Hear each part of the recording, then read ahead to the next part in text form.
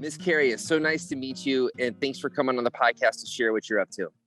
Thank you for inviting me. I'm excited. Now, you had a pretty busy today already. Why don't you fill us in what you've been up to?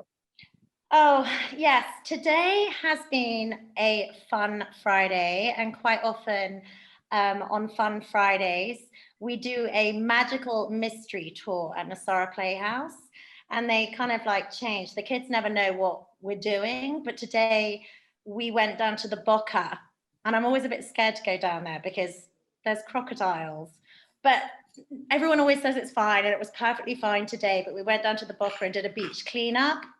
And then we did a hike through the mangroves, which is so beautiful. If you haven't done it before, it's absolutely like magical. And then, 25 kids, and then brought them back and fed them lunch, and then raced up to my house to put some makeup on and raced down to this podcast. So, nice. Yeah, well, hey, we're glad you're here. Go ahead and introduce yourself and explain to us what's going on and what you're up to. Okay, so my name is Miss Carrie. I'm a teacher, a Montessori teacher, and I own Nosara Playhouse, which is a theatre and art school down in Nasara town. And in the mornings, we do Montessori. It's an academic 3-hour work period where the kids all work at their own pace, doing different academics. And then in the afternoon, we work on theatre, singing, and dancing. How long have you been doing this, Miss Carrie? At the end of this school year in June, it will be 2 years. How's it going? Fill us in on your activities and what you guys are up to outside of that awesome curriculum of school in the morning and activity in the afternoon. It's super fun. It's actually really organic. I never really planned on doing anything as big as what it's become. We've now got 43 kids, and it literally started during COVID when I was doing online teaching and realized that, you know, I wanted to spend more time with my own kids. And so I wanted to start up my own little homeschool. And it was literally going to be me, my brilliant friend who was like struggling during COVID, who couldn't afford proper school anymore. He was like, please, can you take my kid too? And it was, you know, a few other children. And it started with 9 kids right at the beginning. Wow. Yeah. So in 2 years up to 43, that's not small. That's solid. It doubled in 1 week. One day, and the crazy thing is I never write anything down, so I'm not that good with that sort of thing. And I've just been saying, sure, you'll kick and come. And one Friday we had 12 kids, and the next Friday we had 24. Nice. And I was sending my husband up to Liberia to go and pick up more tables and chairs, and it was all a bit like crazy. And that's when we started to have to like work out a system, like where I had to stop basically saying to everybody, please come, it would be lovely, and, you know, have an actual system. You had to get organized and get real and deal with structure and stuff. So tell us about the Playhouse, what you're up to. Do you have any exciting upcoming events? And what are your demographics? Just fill us in on everything. Let us know what's up. Okay, so the Playhouse is basically is a place for elementary children, and it's an art and theatre club, but we also do academics in the morning. It's I don't know how to describe it. It's really magical. It's a cabin that's situated in Nasara town, so it's kind of refreshing. It's not just bang in the middle of Guiones or Palada. You know, it's situated on this huge property. It's just a huge green field. There's a Tico called Chapa, who's a tuk-tuk driver who owns the place. I mean, the whole thing is quite hilarious. And there's this cabin, this like rickety cabin at the back of the property situated under a mango tree that initially my husband and I and my 2 kids were living in. We moved in and there were literally no windows, half a roof, and bats living in the bathroom. And it was kind of this, what do you call it? Put a pig on lipstick type of situation. But we did, and we put a new roof on it, and we put windows, and we painted the whole thing white, and then we bought pigs. I'm obsessed with pigs, miniature pigs. And we built a little farm, and then we built a theatre. I'm, aside of being a Montessori teacher, very passionate about theatre, and I love putting on plays with children. So the thing that I wanted to do, and one of the reasons why I wanted to live in the cabin, was because it had space. And sometimes in Nasara, you know, you rent different properties and you don't have a lot of space. That was huge space at this place. And so we sold our house in Colorado, and so we had a chunk of cash, and it was during COVID, and we were feeling a little like clearly quite crazy. And Yeah. we gave over like a big chunk of our money to someone who's, you know, owned this land. We didn't even own the land. And he built us this beautiful big rancho with a theater inside it. And I was just like praying and hoping for the best that I would be able to get some kids to come and put on a production that first summer. And I did. I got like 35 kids, and that first summer it was amazing. We did a 2-week theatre camp, and it was just 3 hours a day, and we did Peter Pan, and I had all the children flying across the stage and singing songs and painting sets and making drums out of like cardboard boxes, and you know, just basically it's like being resourceful, just grabbing anything you can. And anyone I met who was even vaguely artistic, I'd be like, come, be a part of this. And so I was like pulling in all these different parents who had a skill in singing or drumming, and it became this super sweet little community that just kind of grew and evolved. All right, so tell us where you're at today. Now that you've grown and your foundation is so solid and all the craziness is over, and now life's, I'm sure, just normal. Today, where are you at now? What's happening? It's always just, oh, it's so beautiful, honestly. Like, it's just, it's doing so well. I mean, obviously, we've got tons of new people coming into Nasara, and so there's a huge demand because we don't have enough schools here. And I keep telling people, please start a school because it will take the pressure off me. But yeah, like we have an incredible community. I'm quite selective about who I really want in the school. I mean, ideally, it's people who are relatively chilled out. We are a certain type of school, like we're quite relaxed. Our school principal is Margaret, my miniature pig. And ideally, like, I just want the place to not have an institutionalized feeling to it, because, well, hey, I think you solved that with your pig as the principal. yeah, That's hilarious. I mean, that was actually, like, Margaret actually was my headmistress in England, and it's not derogatory because I absolutely loved her. And it sounds I think that's really a different podcast, Miss Carrie. No, because I actually was friends with her until the year before she died, which was like 2 years ago. We met up in California, but that's a side point. The school is doing great. It's full of love. Like, we have incredible parents that are being drawn towards this type of school. They want their kids to be outside. We do all our learning outside. It's something that just evolved from COVID, but it's turned out to be brilliant. And we sing our table songs every day. As much fun as I can bring into education, we do. And I mean, ultimately, the place is a safe space. I really believe that kids will not learn until they feel safe. So they come into this homey cabin with cooking going on the whole time, and pigs and chickens and cats and dogs all over the place. And, you know, they play a lot, and we also combine the 3-hour work period. So it's fun. And we're putting on these big shows at the end of each trimester, and it's like packed. We need to get a bigger theatre.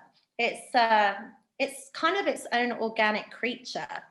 Yeah, it's going to be wonderful. But one of the reasons why I wanted to go on this podcast actually was not really to promote the Playhouse in that sense. It was more, I wanted to talk about my Flower Power Festival that's coming up May 7th, which I'm really excited about, with the help of Carrie, my incredible event organizer, who managed to get this meeting with you. It's going to be pretty epic, and we're super excited. Hey, shout out to Carrie. Shout out to Carrie for what she's doing.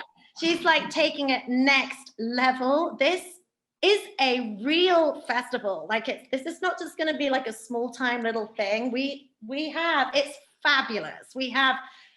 Well, I'm so lucky because we have not that no way it is kind of exciting. I've got quite a few famous musician parents at my school who were drawn to the school because of its artistic, background. And so they're going to be singing. We've got famous DJs. We've got marimba. We've got horse riding. We've got glitter tattoos, face painting. We've got a tea and tarot tent, magic potion making. It's very much a kind of family-friendly festival. And it's going to be really sweet. I'm very excited about it. It's our second annual festival. We had one last year and it was amazing.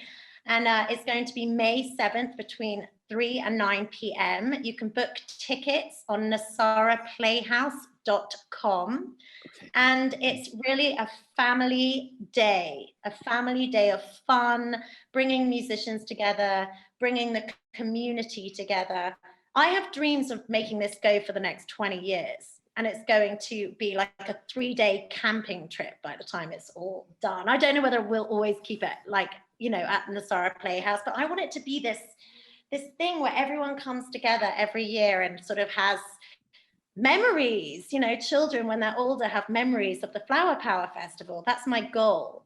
And I also want the children to perform in the festival as well. We have some extremely talented kids in the school. They're like incredible. Brilliant singers. We've got fantastic dancers, little 8-year-olds that like bend their body in half and flick over backwards and forwards. And, so I want to give them an opportunity to show their skills to everybody else that they've been working on. Well, hey, thank you for the platform that you've got and everything that you're doing. Thank you.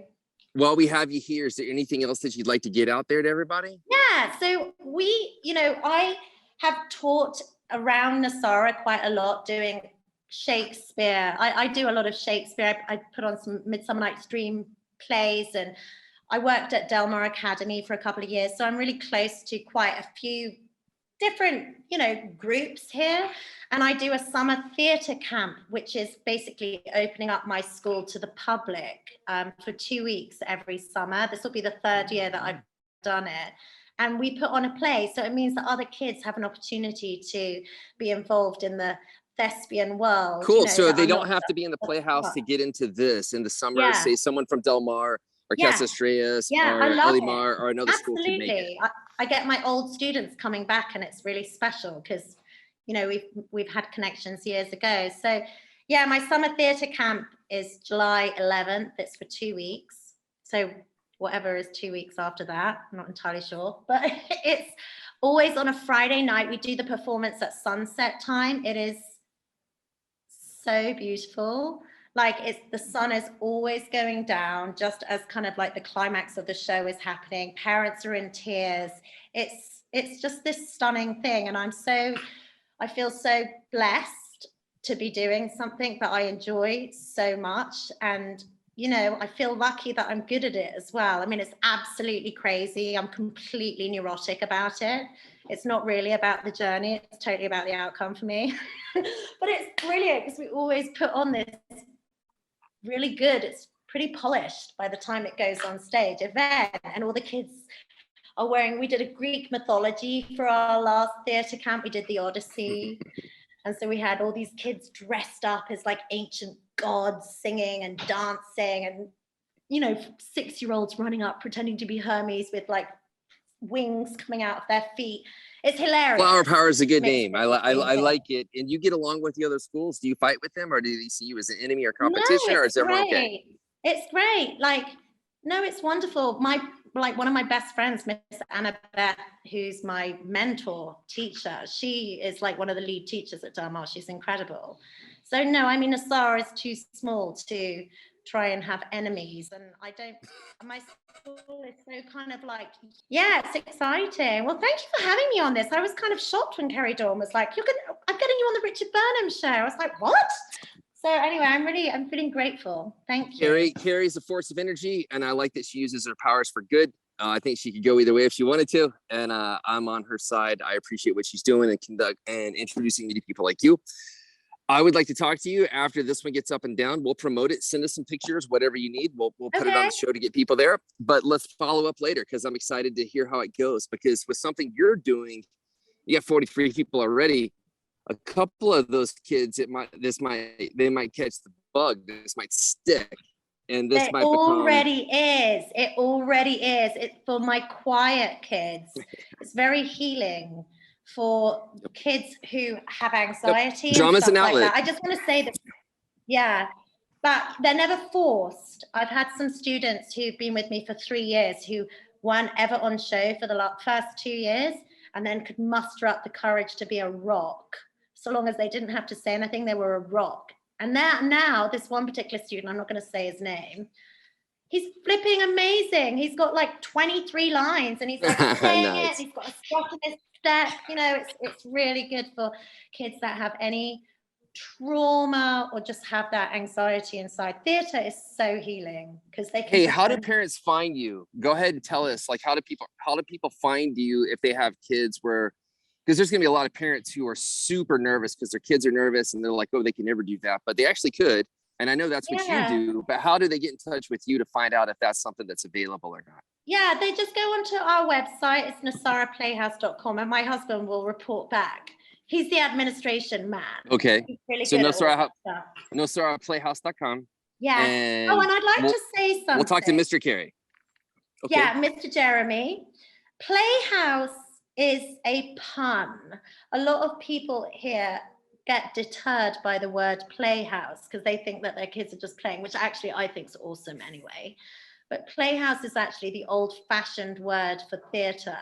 Back in Shakespearean times, they didn't go to the theatre, they went to the playhouse to see shows. So it's actually an open-air theatre, and that's what the word playhouse. Sometimes people get this like strange idea that like, not that I can see that. Well, it fits with the theme of Montessori as it is though. So, and also you're in a hippie town doing a flower power festival. So I think you're in a good spot for what you're doing. I think you're right, actually. That's why most of the people are drawn to me. I love it that the kids get to play. I've got some lovely parents. Hey, I want to thank you for coming on the podcast. And I'd like to keep in touch with you over time and see how it goes. So, and I really enjoyed talking to you. I love your energy. Me too. And I wish you the best. Thank you so much for your time. Thanks so much. Take care.